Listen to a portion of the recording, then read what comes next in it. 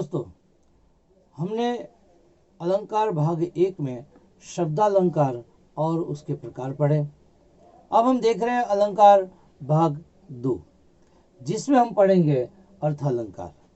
अर्थालंकार के हम 7 भेदों को पढ़ेंगे। सबसे पहला है उपमा, फिर हम देखेंगे रूपक, फिर देखेंगे उत्प्रेक्षा, फिर अन्योक्ति, फिर देखेंगे अतिशयोक्ति, फिर मानवीकरण और फिर पुनरुक्ति प्रकाश। विद्यार्थी मित्रों, आपको लगेगा कि अलंकार का चैप्टर कितना बड़ा है, कितना कठिन है, लेकिन बिल्कुल चिंता करने की कोई ज़रूरत नहीं है। एकदम आसानी से आपको याद रह जाएगा। उसी प्रकार हम करेंगे। हम उदाहरणों के साथ साथ आपको हर एक प्रकार समझाते जाएंगे। अब हम पढ़ेंगे अर्थालंकार का पहला भेद। हमने इससे पहले देखा कि अर्थालंकार किसे कहते हैं, जहां अर्थ के द्वारा काव्य में सौंदर्य बढ़ता है, वहां अर्थालंकार बनता है। हम सबसे पहले उपमा अलंकार देखें।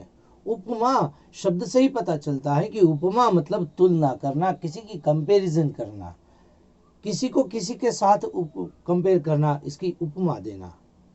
ठीक है, जैसे उदाहरण मैंने एक लिखा है, दमयंती का मुख चंद्र के समान सुंदर है। ये हम उदाहरण लें, यहाँ लिखा है दमयंती का मुख चंद्र के समान सुंदर है। सीधी सी बात है कि दमयंती के मुख की कंपैरिजन हमने चंद्र के साथ कर दी है। ठीक है, तो दमयंती का चेहरा इतना सुंदर है जैसे चंद्र, तो यहाँ कंपैरिजन होती है। उपमा अलंकार में इस प्रकार तुलना होती है, एक चीज की तुलना दूसरी चीज से, या एक व्यक्ति की तुलना किसी चीज या व्यक्ति से होती है। यहाँ पर उपमा अलंकार को पढ़ने से आगे देखने से पहले उसके अंगों को देखना आवश्यक है। उपमा अलंकार के 4 अंग हैं, प्रकार नहीं, भेद नहीं, अंग है। एक उपमेय, दूसरा उपमान, तीसरा वाचक शब्द और चौथा है साधारण धर्म। इन चारों को समझे। उपमेय जिस वस्तु की समानता की जाती है उसे उपमेय कहते हैं। जैसे यहाँ उदाहरण देखें तो दमयंती का मुख चंद्र के समान, तो यहाँ दमयंती का मुख उपमेय है। ठीक है, दमयंती का मुख, यहाँ तक ये उपमेय है। यहाँ हम लिख सकते हैं ये क्या है, उपमेय। उपमेय की तुलना जिस चीज से या जिसे दूसरे किसी से की जाती है उसे उपमान कहते हैं। यहाँ हम उदाहरण देखें कि दमयंती के मुख की तुलना किससे की है, चंद्र के साथ की है, तो चंद्र है वो उपमान है, चंद्र उपमान कहा जाएगा। अब तीसरी बात लें, वाचक शब्द। उपमेय और उपमान की तुलना करने के लिए जिस शब्द का उपयोग किया गया है, जिसमें समानता सूचक समान, जैसा, सा, सी, से, सरसी, सम, दृश्य, ऐसे शब्दों का उपयोग किया जाता है। खास ध्यान रखिए कि उपमा अलंकार को पहचानने के लिए इन सारे शब्दों को आप याद रख लेंगे तो आसानी से उपमा अलंकार आप पहचान सकेंगे। तो इन यहाँ है समान, ये क्या है, वाचक शब्द हैं, ये वाचक शब्द। उपमान और उपमेय की तुलना करने के लिए एक शब्द का उपयोग किया है कि दमयंती का मुख चंद्र के समान, तो समान है वो वाचक शब्द कहा जाएगा। और साधारण धर्म मतलब गुण, सुंदरता का गुण यहाँ इस वाक्य में, दमयंती का मुख चंद्र के समान सुंदर है, तो यहाँ सुंदरता का गुण बताया जाता है। समानता सूचक शब्द जो गुण है, यहाँ हम लिख सकते हैं इंटू ब्रैकेट कोष्ठक में लिख सकते हैं गुण। तो ये सुंदरता, ये जो है वो क्या है, साधारण धर्म। तो दोस्तों, यहाँ पर हमने देखा उपमा अलंकार को पहचानने के लिए इन 4 चीजों का होना जरूरी है, आवश्यक है। उपमेय जिसकी तुलना की जाती है, उपमान जिससे तुलना की जाती है, वाचक शब्द जैसे समान, सा, सी, से, सदृश, सम, ऐसे शब्दों को वाचक शब्द कहते हैं। और साधारण धर्म जहाँ गुण बताया जाता है, साधारण धर्म है। हम दूसरे भी उदाहरण देखेंगे। यहाँ पर उदाहरण दिए हैं, अरविंद से शिशु वृंद कैसे सो रहे हैं। ठीक है विद्यार्थी मित्रों, आपको याद रहे उपमेय, उपमान, वाचिक शब्द या साधारण धर्म, ये याद रहे न रहे जो भी है, लेकिन परीक्षा में पूछा जाता है क्या कि वाक्य दिया है और कहते हैं कि उपमा, ये अलंकार पहचानिए।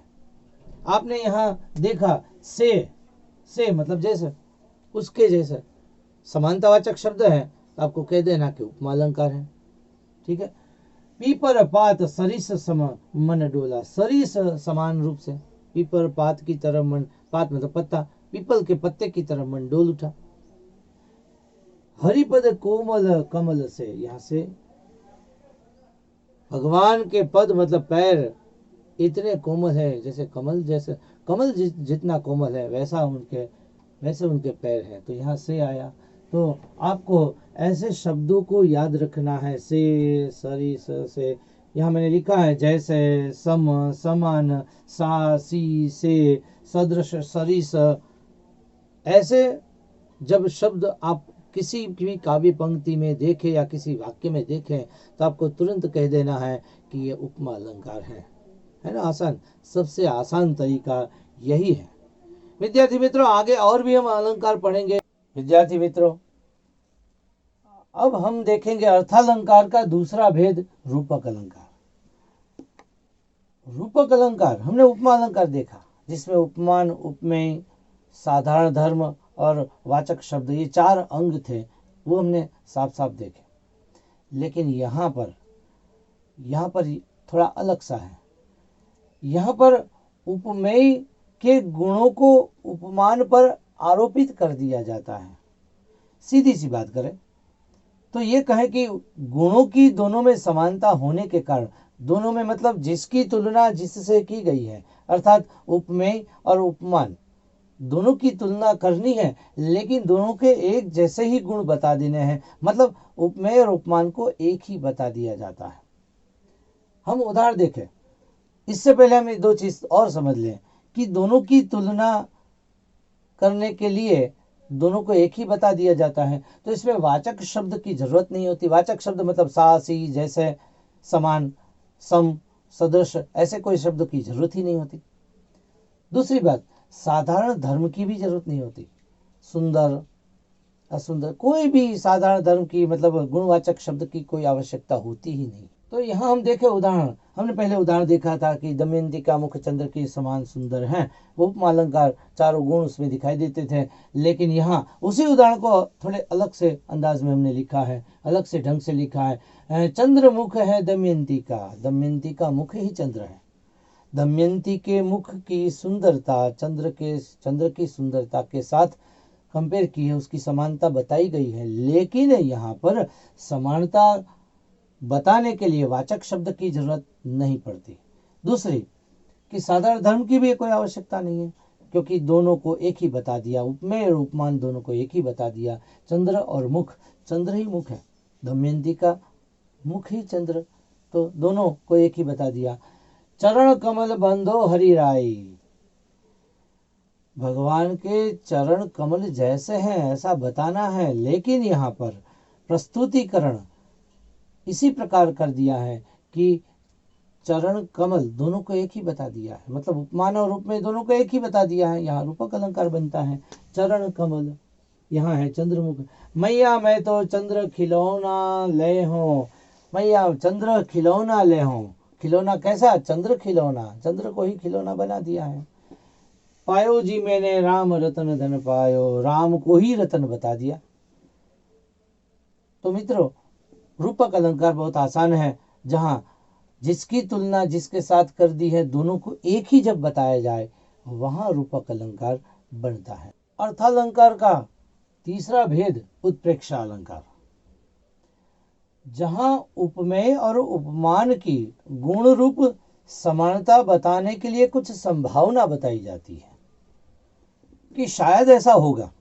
संभावना सूचक शब्द का उपयोग होता है, जैसे मानो, मन हूं, जानो, जन हूं, ज्यों, जनू, ऐसे शब्दों का उपयोग होता है।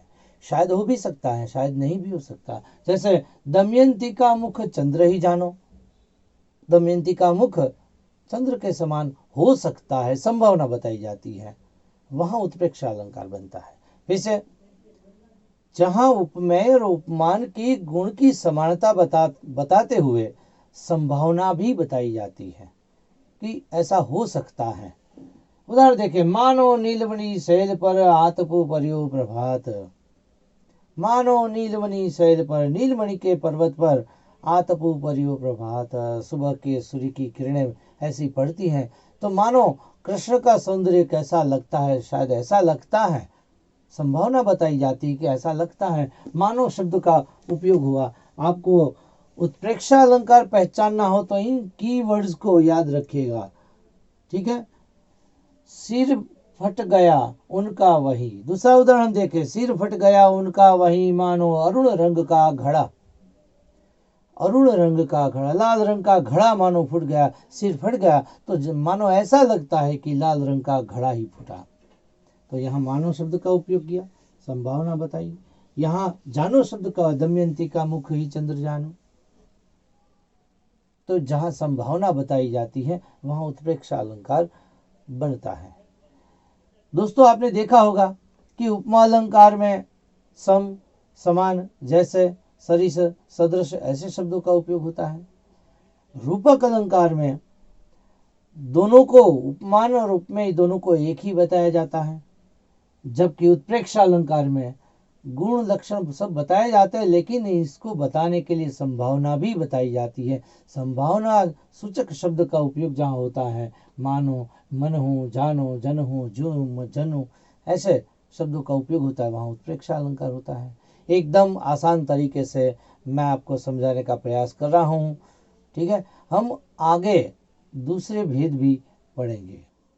अब अर्थालंकार का चौथा भेद, अन्योक्ति अलंकार। नाम से ही पता चलता है कि अन्य उक्ति, अन्योक्ति, किसी दूसरे का आधार लेकर कहना, वो अन्योक्ति है। यहां लिखा हुआ है, उपमान के बहाने उपमेय की निंदा या प्रशंसा की जाए। अब मूल पद मानो जिसकी तुलना करनी है वो उपमेय है, लेकिन उपमेय को ध्यान में, उपमेय को वाक्य में लेना ही नहीं है, बल्कि उपमान को ही लेना है, किसी दूसरे का उदाहरण ही लेना है, किसी अन्य के बारे में ही कहना हो, किसी अन्य के द्वारा ही कहना हो। यहाँ पर अन्योक्ति अलंकार है। देखें, नहीं पराग नहीं मधुर मधु, नहीं विकास यही काल, अली कली ही सौ बंध्यो, आगे कौन हवाल। बिहारी का दोहा है। बिहारी ने तो यहाँ पर राजा जयसिंह के बारे में कहा है, लेकिन राजा जयसिंह का तो कहीं उल्लेख ही नहीं है। अली कली ही सौ बंध्यो, अली, अली मतलब भंवरा, भंवरा कली के साथ, कली फूल की कली, लेकिन वो फूल की कली अर्थात यहाँ राजा जयसिंह की नई पत्नी जो कली के समान छोटी उम्र की है। अली मतलब भंवरा, राजा जयसिंह के लिए भंवरे का उपयोग किया, कली उनकी पत्नी के लिए उपयोग किया। तो यहाँ अन्य उक्ति अलंकार, अन्योक्ति अलंकार बनता है। किसी अन्य उदाहरण लेकर ही कहना अन्योक्ति अलंकार बनता है। अर्थालंकार का पांचवा भेद, अतिशयोक्ति अलंकार। अतिशय उक्ति, नाम से ही पता चलता, अतिशय उक्ति, उक्ति मतलब कहना, अतिशय मतलब बहुत ज्यादा, जहां बढ़ा चढ़ाकर वर्णन किया जाए वहां अतिशयोक्ति अलंकार बनता है। उदाहरण ले, सोने की लंका स्वर्ग को मिलने चली। अब लंका थोड़ी स्वर्ग को मिलने जाएगी।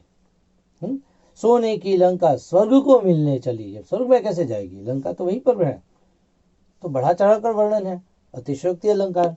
हनुमान की पूंछ में लग न पाई आग, सारी लंका जल गई, गए निशाचर भाग। अब हनुमान की पूंछ में आग अभी तो लगी नहीं है, तब सारी लंका जल गई। अब आग लगी ही नहीं तो लंका जलेगी कैसे, लेकिन बढ़ा चढ़ाकर वर्णन कर दिया है, तो यहाँ पर अतिशयोक्ति अलंकार है। राजा ने सोचा इस पार, तब तक घोड़ा था उस पार। अभी तो राजा ने सोचा कि मैं घोड़े पर बैठकर उस पार जाऊंगा, लेकिन अभी सोचते ही घोड़ा उस पार चला जाएगा। तो यहाँ पर अतिशयोक्ति अलंकार है, बढ़ा चढ़ाकर वर्णन कर दिया है कवि ने, तो इसलिए इन तीनों उदाहरण में अतिशयोक्ति अलंकार है। फिर से एक बार कह दूं कि जहां पर बढ़ा चढ़ाकर वर्णन कर दिया जाए वहां पर अतिशयोक्ति अलंकार बनता है। अब हम देखेंगे मानवीकरण अलंकार, जो अर्थालंकार का ही एक भेद है।